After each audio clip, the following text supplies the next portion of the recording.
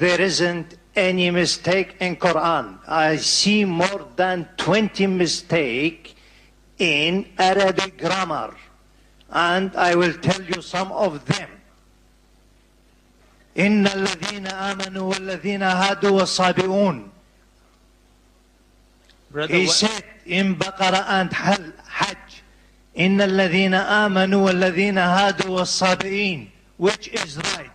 الصابئون or الصابئين? The brother has asked a very good question. I would like to be more concordant and agreeing. He has mentioned all 20 grammatical points. And the book is referring to Abdul Fadi. Abdul Fadi, correct? Is the Quran infallible? I can see some things. Yeah. Alhamdulillah, my side is good.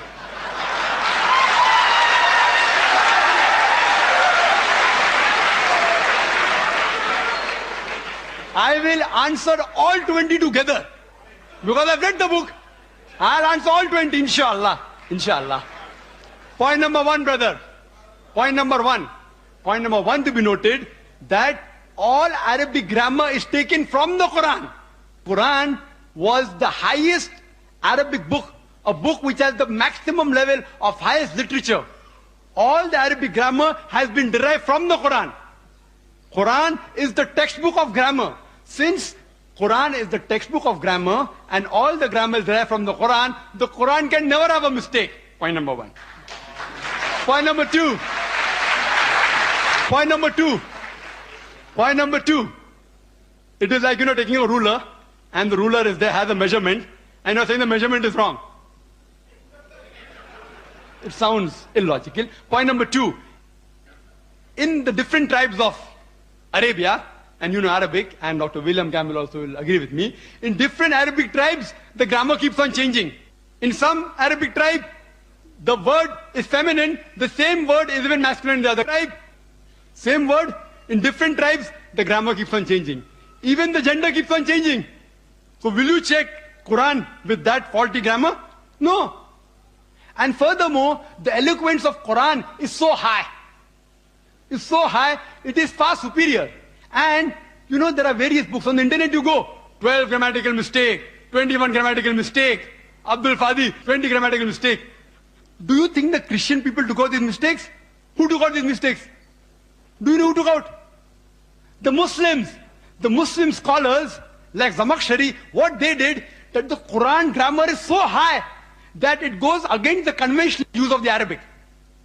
The Quran grammar is so high. To prove the Quranic grammar was high, they gave examples. And I'll give you a couple of examples which will answer all his 20 questions.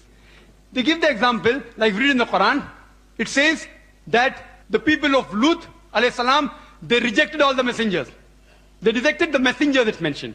Dr. William Campbell said, the people of Noah, they rejected the messengers. We know from history that there was only one messenger sent to them. So it has a grammatical mistake. Quran should have said, the people rejected the messenger, not messengers. I agree with you. With layman grammar like how you and I know, it may be a mistake. But if you read the books written by Arabs, what is the beauty of the Quran? The beauty of the Quran is, why does the Quran refer messengers instead of messenger? You know why? Because we know that the basic message of all the messengers was same. That there is one God. About Tawheed, about Allah subhanahu wa ta'ala. By mentioning the people of Lut alayhi salam, the people of Noah rejected the messenger. It says by rejecting Lut alayhi salam, they are indirectly rejecting all the messengers.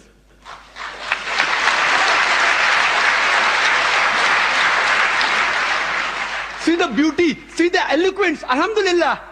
You may think it's a mistake. It's not a mistake. Similarly, people like Anuj Suraj says that Quran says, kun fayakun, be and it is. It should be kun fakana, be and it was. Agreed, past tense is kun fakana in Arabic. It's not kun fayakun. But the kun fayakun is more superior. It says Allah, it was, it is, and can do. Past, present, and future. Thank you, Dr. Naik. May we have the